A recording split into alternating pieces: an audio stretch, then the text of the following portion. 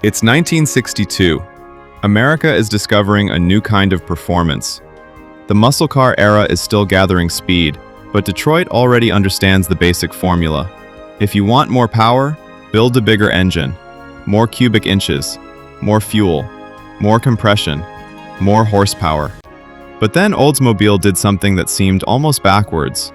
Instead of building a larger V8, they took a tiny 215 cubic inch aluminum V8 and forced more air into it, with a turbocharger, in 1962.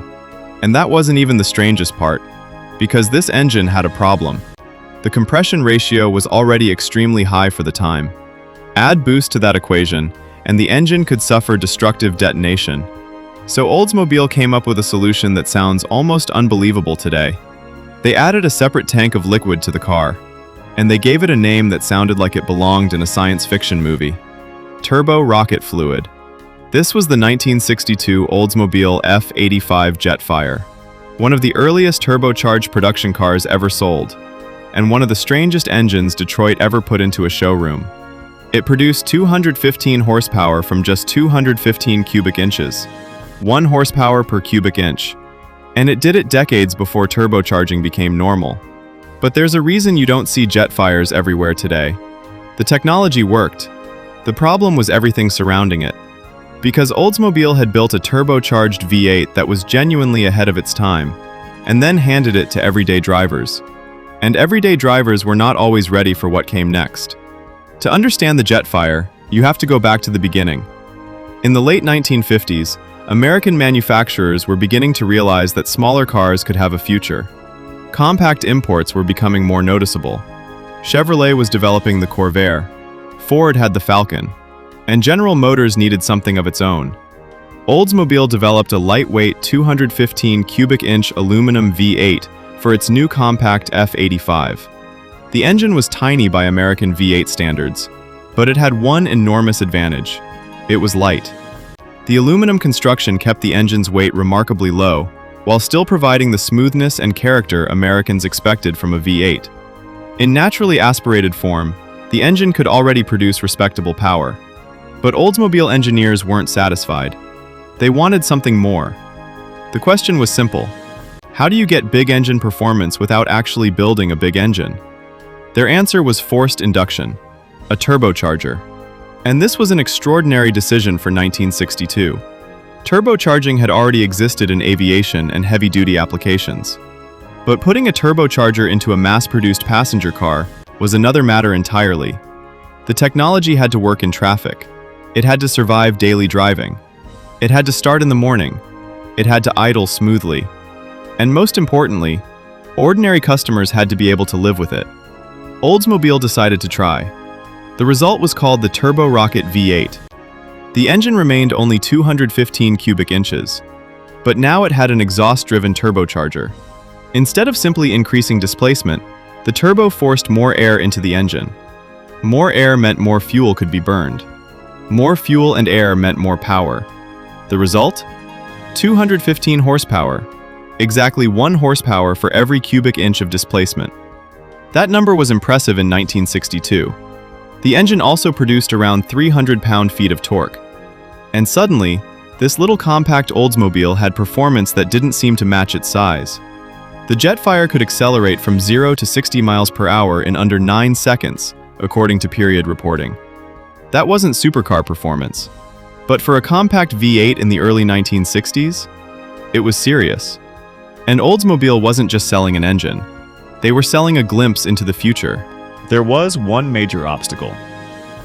Oldsmobile had retained a 10.25 to 1 compression ratio.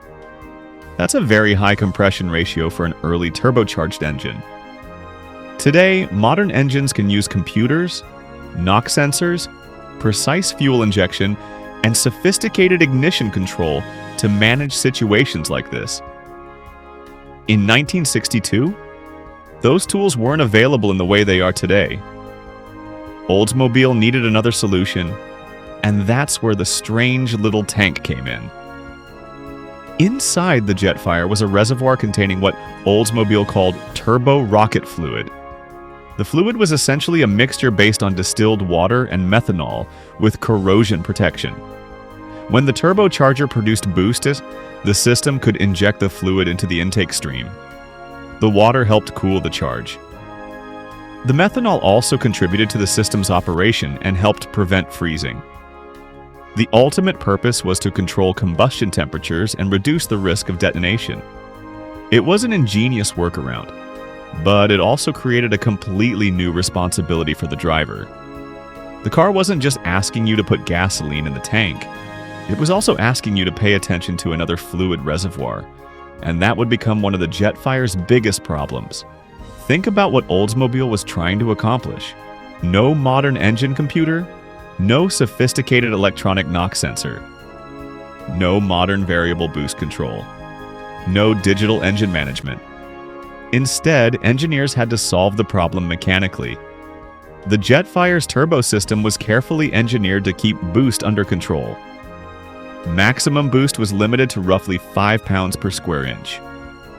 That doesn't sound impressive by modern standards, but 5 psi in 1962 was enough to transform the character of this tiny V8.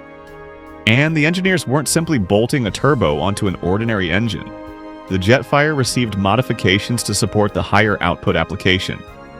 The turbocharger was integrated into a compact engine package. A specially designed intake system was used, and the turbo rocket fluid system was tied into the boost system. It was a remarkably complicated solution for an automobile that was supposed to be sold to normal people. And that's where the story begins to turn. Imagine buying a brand new Jetfire in 1962. You drive it home, you open the hood, there is a V8 engine, there is a turbocharger, and there is a separate fluid reservoir. You have to understand what that reservoir does. You have to watch its level. And you have to understand that if the system runs out of fluid, the car's performance will be affected. For enthusiasts, this was fascinating. For ordinary buyers, it was another thing to remember, and the Jetfire had another problem. Some owners didn't drive the car hard enough to regularly bring the turbo system into operation. That could contribute to problems with the turbocharger over time. Other owners simply didn't maintain the fluid system properly. The result was predictable. Dealers started seeing Jetfires with complaints about poor performance.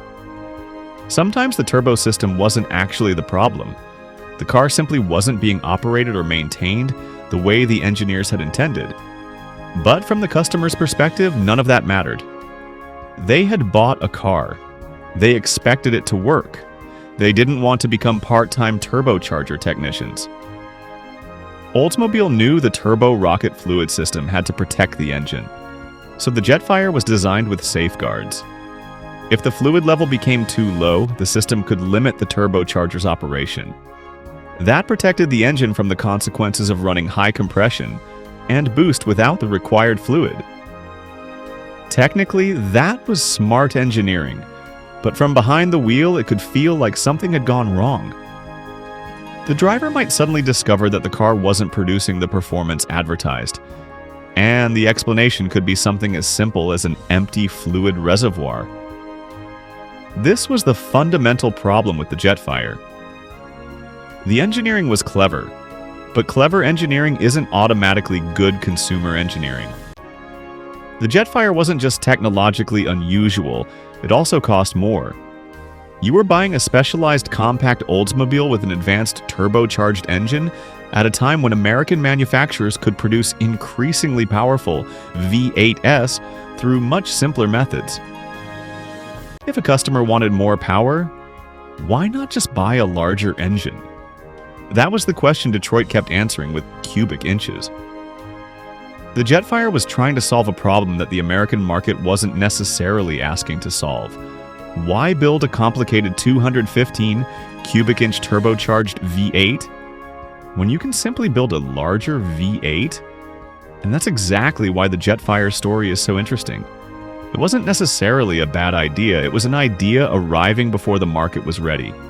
The Jetfire's place in history is enormous. General Motors introduced the car in April 1962, and it became one of the first production automobiles to use a turbocharger. The Jetfire wasn't alone. Chevrolet introduced the turbocharged Corvair Monza Spider in the same year. But the Jetfire was unique because it combined turbocharging with a V8, and that V8 produced 215 horsepower from only 215 cubic inches. The car was futuristic, the engine was futuristic, the solution to detonation was futuristic, but the ownership experience was anything but simple. The Jetfire survived for just 2 model years, 1962 and 1963. Oldsmobile produced 9,607 examples in total.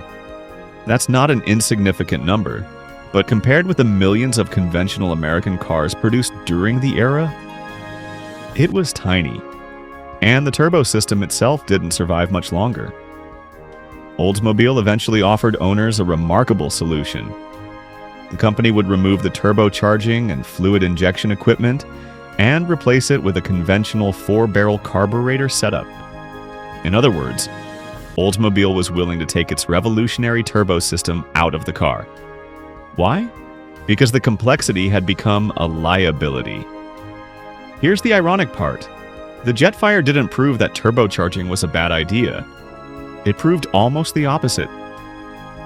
Turbocharging was coming. The problem was timing.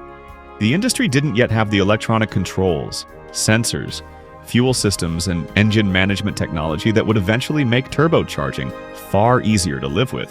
The Jetfire had to solve problems mechanically. And it did. But every mechanical solution added another component. Another hose, another valve, another maintenance requirement, another thing that could go wrong. The Jetfire was basically trying to build the modern turbocharged car with 1962 technology. Turbocharging continued to develop. Manufacturers learned how to control boost. Fuel systems improved.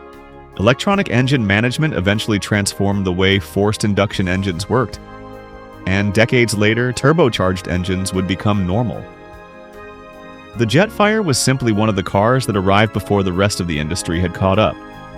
And that's what makes it worth remembering. Because automotive history isn't only about the cars that became successful. Sometimes the most interesting stories belong to the cars that tried something first, failed to make it practical, and quietly disappeared. The Oldsmobile Jetfire is one of those cars, a tiny aluminum V8, a turbocharger, 215 horsepower, 300 pound-feet of torque, and a mysterious tank of turbo rocket fluid sitting under the hood, all in 1962. More than 60 years later, the idea doesn't sound crazy anymore, it sounds normal. That's probably the best proof of all that Oldsmobile wasn't thinking in the wrong direction. They were simply thinking too early. The technology wasn't the failure, the timing was.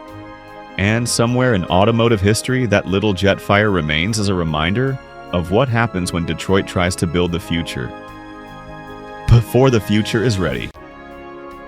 Thanks for watching. If you enjoyed this deep dive into one of America's strangest forgotten engineering experiments, let me know in the comments. Would you have trusted a turbocharged V8 with a tank of turbo rocket fluid in 1962? And if you want more forgotten stories from American automotive history, subscribe.